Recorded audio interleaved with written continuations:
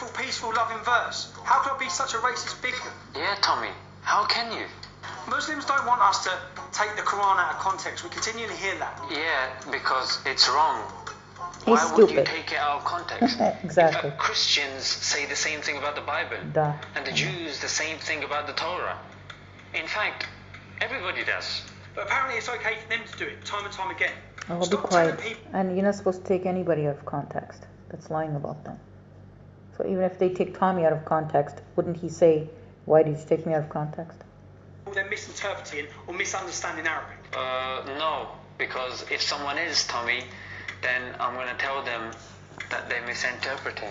Exactly. You see? If someone's not, then I won't say it, Tommy. Just like Vimsy Vids, same thing. Mimsy Vids. She said the same thing. Misinterpretation, blah, blah, blah. And she doesn't agree that there's Islamophobes who are actually misinterpreting the Quran verses and hadiths or what have you. So not wanting to be an Islamophobe. Or she doesn't even believe there's weak hadiths and fabricated hadiths. But there are. I'm going to put this verse in context for you. So Tommy accepts right, the term Islamophobe. Sheikh al-Islam, yeah, I know a lot of these guys don't, but there you go. The verse that follows was completely omitted from the Oscars, and it's a great video, by the way. It changes everything. Continue reading after 5:32. If you kill one man, you kill all of humanity. Great comment Unless he section caused mischief or one. corruption in the land, then you execute him. You cut his hands and feet off. You drive him from his homeland. All right. Now, there are several points to be noted here. First of all, this is a punishment. Yeah? Right. For who? For the regular Joes? No, not for regular Joes. These are for people that, number one, have committed blasphemy. Number two, engage in daylight robbery. Yeah. Number three, committing murder. And number four... Actually, what they did was stole the zakah money. Okay, that's what they did. And they, as far as I remember, and they killed a shepherd. Okay, and they crucified him, and stuck nails in his eyes and his hands and so on. So they got the same punishment they deserved. That's what happened. Stealing, amongst other things. In other words, this is a punishment against terrorism.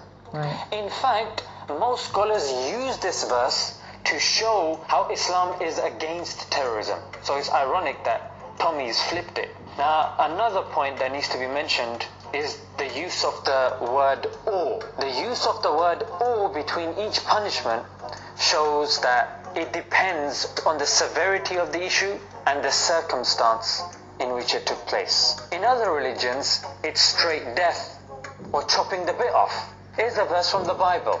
Now, again, I'm sure there's a context to this as well. And ironically, Tommy misses the next verse, which says that the punishment is not for those who repent. But again, he missed that out. Now, for those of you that think that this punishment is unheard of, yeah, as I'm talking, I'll also put something from the Old Testament as well. I know some Christians say, we don't accept that or whatever, but I mean, it's there. Now, again, right. I'm sure there's a context to this as well.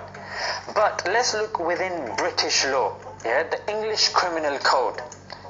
As late as the 18th century, the punishment for felony, treason, and professing Catholicism was, and I quote, "You would be drawn on a sledge to the place of execution. There, he would be hung by the neck from a scaffold, being cut down and disemboweled while still alive. His head was cut from his body and his corpse divided into 4 quarters." Arabic term kitman, deception by omission. Sahih Bukhari is the foremost authority of the sayings and deeds of Muhammad in the Muslim world. Yeah, it's not Bukhari, it's Bukhari. From the epiglottis. The Prophet said war is deceit. What's wrong with that? Alright, let's look at the guy who the West and the East accept in terms of being a military strategist. Yep, you've guessed it, Sun Tzu, who's written The Art of War. Right. Let's see what he says. I have that book. Warfare is based on deception. Yeah. Maybe I'm just a dodgy Muslim and I'm... Yeah, also, I wrote a comment somewhere, I'll try to find it. Actually, I think all cultures probably have something, some kind of deception. I'm sure they do. All warfare is based on deception. Someone wrote, and I wrote in Russian it's Masterovka. Okay, so Masterovka in Russian is deception. I know that because I watched a BBC video about Masterovka. He's quoting him. Let's see another one. Let your plans be dark and impenetrable as night, and when you move, fall like a thunderbolt. Warfare is the way of deception. Although you are capable, display incapability to them. He who makes peace between the people by inventing good information or saying good things is not a liar. Are you getting this yet? Are you understanding it? Are you understanding it, Tommy?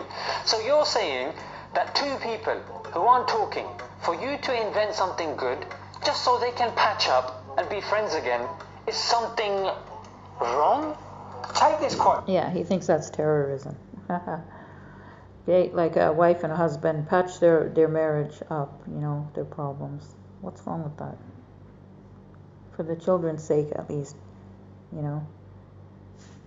The husband could say, you know, nice things to his wife. She could say nice things to him, even if she doesn't really feel that way. Okay. There is never an excuse to hit a woman. Sounds pretty good, doesn't it? What great man said that? What peaceful man might have said that? Hitler, mate. Hitler said that. But don't know why you're calling him peaceful. It's a quote from Hitler. It's a quote from his book Mein Kampf. Oh. Do you see how easy it is to misrepresent these quotes? Here's a person that's done a lot of negative stuff, mate. He said something positive, and you're honestly saying that we should ignore that. Take the good, leave the bad. Not everybody's good through and through, and not everybody's bad through and through. Right. And I'm quite concerned that you're reading Hitler's books. Yeah, just like the mafia, I do bad things, but they still love their wives or whatever, you know. Right? They're still, they have this haya and stuff. So there is good things in everyone's culture, and there's also bad things. Of the Quran. That's why religion teaches you to stop doing the bad things and keep the good things. Considering Muhammad himself. It's Muhammad's, I know you're finding it very difficult to say, but he is the most chosen name on our planet. Exactly. Said it was an integral part of the struggle. Where on earth did you get that from? Where's the source, mate? Not the HP source. The source of the quote, yeah? People who are giving us these quotes and using them out of context. If you read the next verse, the punishment for corruption or mischief in the land is execution, cutting off hands and feet and driven from your land. Mischief don't sound too bad. It's a loose term, isn't it? So Ibn Kathir, Tafsir. Tasfir? What's a tasfir, mate? It's tafsir, mate. Yeah, you're doing a video that's reaching thousands of people. The least you can do is try to get the name right, yeah? It is pretty clear on what it constitutes mischief. If you don't worship Allah or you don't accept the dominance of Islam, then you are guilty of mischief. Now, Tommy's been really crafty here, yeah? He's trying to do a sly one. He's moved from Surah 5, verse 33, all the way to Surah 2, verse 11 for the explanation. That's wrong, Tommy. Can't be doing that. And he's linking the punishment to disbelief. Nah. In fact, he's even chopped the top of the bit off. So I'll put that back in and let's see. I mean, okay, I'll just clarify here. Some Quranic verses explain other Quranic verses, right? But you can't just pick and choose which ones you want to do that with.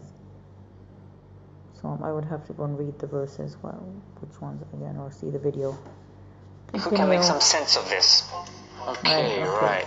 So he's missed out the bit where it says that it's referring to the hypocrites and not the disbelievers. Now who's doing Dakia, mate? Yeah, see, hypocrites different from an apostate. Okay, a hypocrite was never a Muslim anyway. That's one thing. Okay, let's read the verses of Surah 2 verse 11 using the same translation as him. And when it is said to them, do not cause corruption on the earth. They're not disbelievers, just they're actually, hypocrites. They're deceiving the Muslims, right? Well, they here. So if you're deceiving Muslims, you're not doing taqiyya, you're an enemy of the state, right? Is referring to the hypocrites.